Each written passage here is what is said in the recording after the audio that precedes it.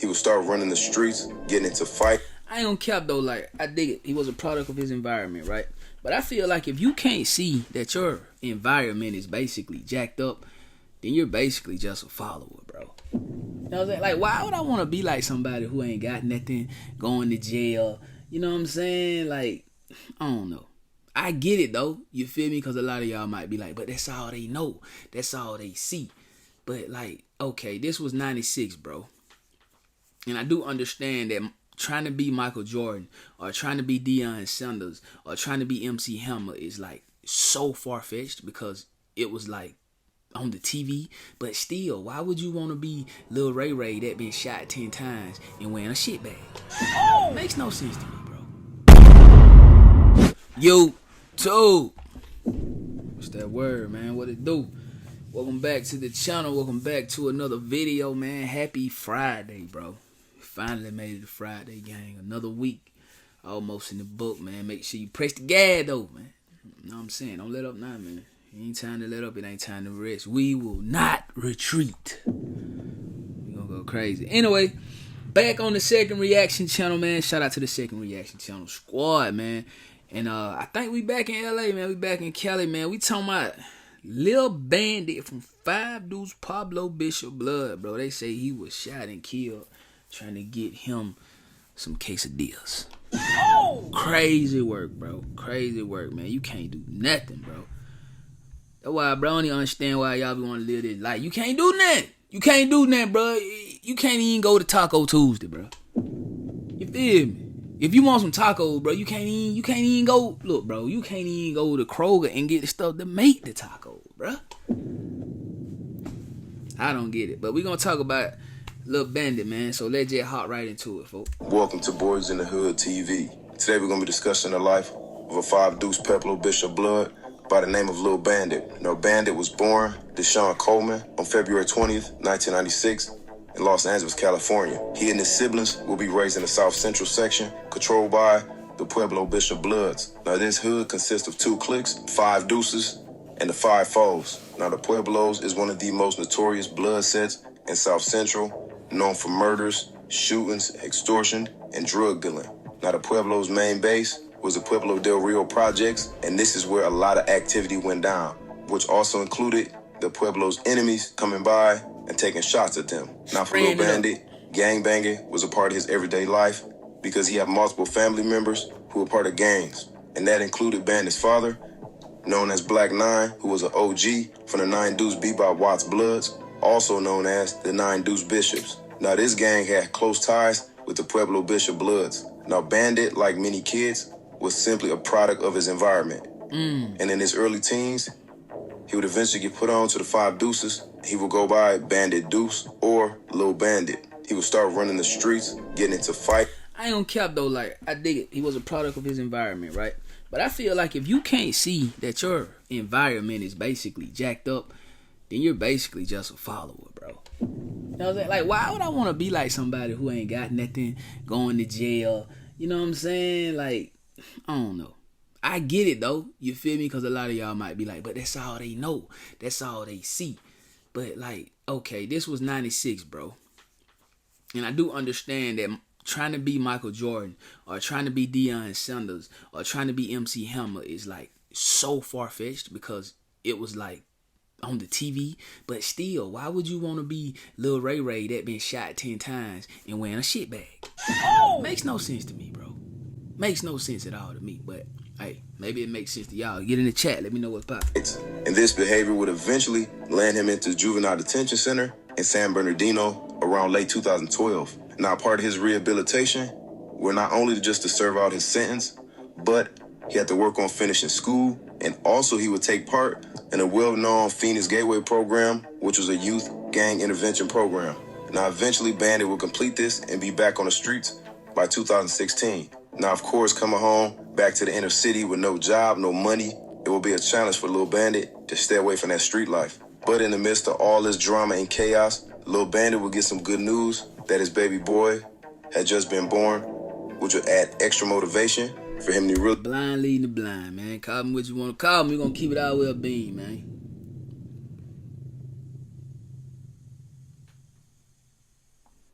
I ain't got shit, so I'm gonna bring somebody in the world so they won't have shit. Crazy. But I dig my dog boys in the hood TV, y'all set them up. A little extra motivation. A little extra motivation to go out and commit more crimes. Oh! Yeah, I'm on one. It's Friday. I'm on one. We telling the truth, man. We telling the truth, bro. You feel what I'm saying? We telling the truth today. That makes no sense at all, bro. I ain't got nothing. She ain't got nothing. Let's bring something in the world so he won't have nothing. And that's gonna motivate me to go do more dumb shit. Oh! Y'all make it make sense in the chat. I promise you, bro. If y'all can, and long live Lil Bandit, bro.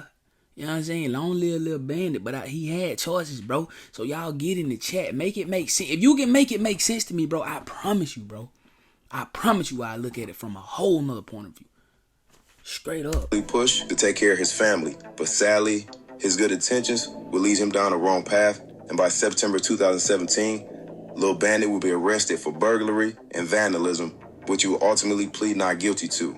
And by November, he will take a plea deal, having the vandalism charges dismissed, but he will be sentenced to 2 years in state prison for the burglary charges. Now, by late 2018, Bandit will be released from prison and back on the block. But this will only be temporary because by January 27, 2019, he will be arrested yet again, this time on trespassing and giving a false identification to a police officer. Now, on this charge, he will plead no contest, and with this only being a misdemeanor, he will receive probation, but he will spend a few months in county.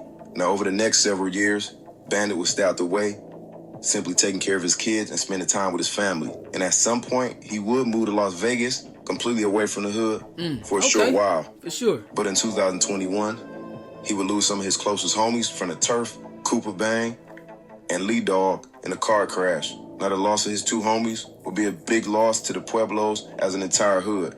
And by the summer of 2023, Lil Bandit will find... I ain't gonna count that. I bet that hurt like any member, any stepper, like to lose your homie to something like a car crash. Like you can't go slide on no ops. You can't go slide on the ops, bro.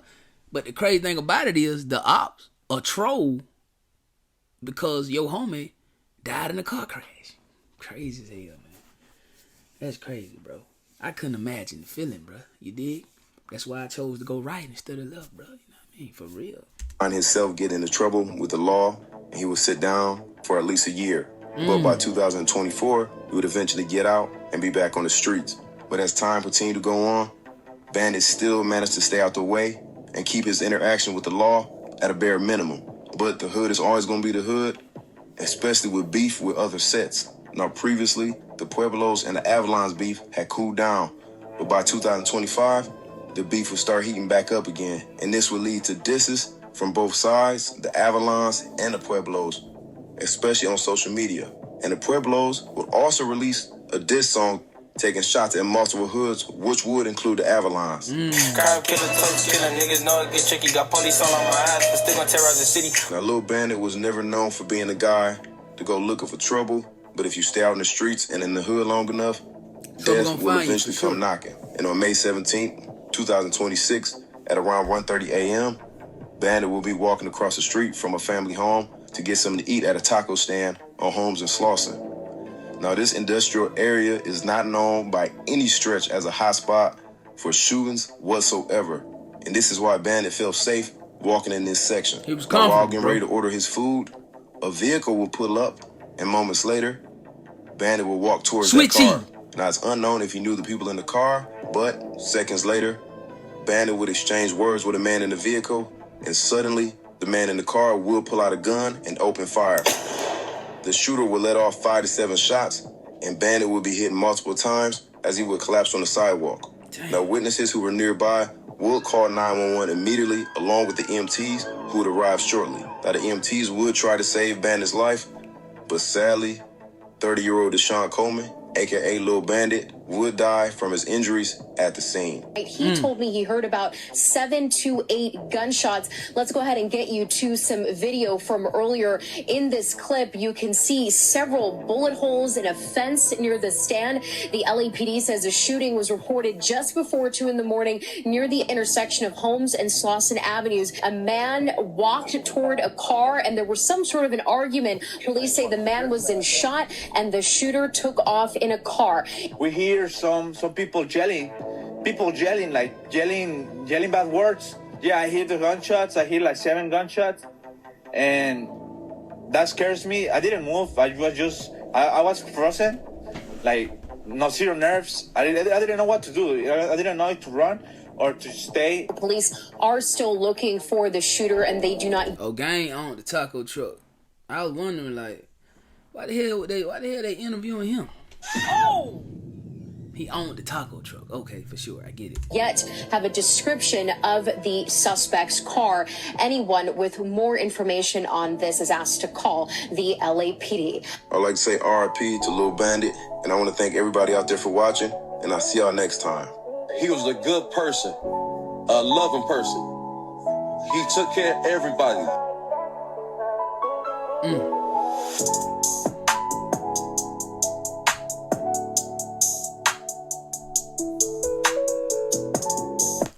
Long live Lil Bandit, man. But y'all know how it go. That's that street life, man. You know what I'm saying? That's just what happened when you decide you're gonna jump in the streets, man.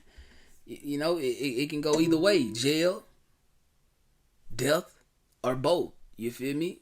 But rest in peace to this man. Rest in peace to Lil Bandit, man. And y'all know every time I react to these, bro, like, I just want y'all to see, like, this is what happens, bro. Like, you can't even be at the crib, bro. You know what I'm saying? You can't even have a taste for nothing, bro. Like, you like, damn, I got a taste for some Mexican. I got a taste for some tacos. Hey, bro, the taco truck right out there, bro.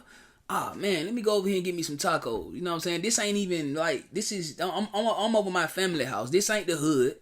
You know what I'm saying? I ain't in my ops hood, but your ops could be want tacos from the same food truck on the same day. You feel me, my boy? Next thing you know, they see you, and they ain't hungry for the tacos no more, bro. The streets need a body.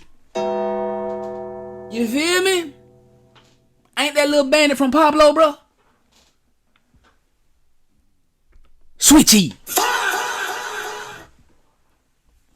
It's sad, bro. It's sad, but it's a never-ending cycle. It's a never-ending story because after Lil Bandit's body dropped, the streets needed another body because of Lil Bandit's body. That's why I get up here and I tell y'all, bro, stay out the streets, bro. Go do something constructive, dog. Go to school. Be a streamer. Be a YouTuber, bro. Be goofy. Be corny, bro. Whatever saves your life, gang. Nah, his kids gotta grow up without a dad. His mom is grieving over her son, bro. His girl probably grieving over her boyfriend, her husband, whatever he was, bro. The hood grieving over him. So now they want to take that pain and they want to inflict it on the ops, bro. So it's a never-ending cycle, bro. It's like a revolving door, bro. That's why from the top, don't even get in this. You smell me, for sure. Anyway, though, mother, know how y'all feel about it, though, folk, in the comment section down below, man. Don't forget to like that video. Don't forget to sub up after you sub up, man. Make sure you ring the bell. After you ring up, make sure you hit all so you don't miss none of these banger, folk. You smell me? Ma life or no life, ma will no way, and all we coming. OTM, gonna get it out the mud every single day. I go by Don. I love y'all, man. God love you more than me, so check in with God on this Good Friday, man. Great Friday, man. Hey, man, we gonna receive some good news today. I don't know what it's gonna be, but we gonna receive some good news today. Claim that for sure. Let's get it. You know we got the streets, nigga. We got the trap, too. I say my trap doing numbers, I just bust another jewel. Got a player around the corner, hey. I say my trap doing numbers like that 05 summer. Got a quarter pound on me, hey.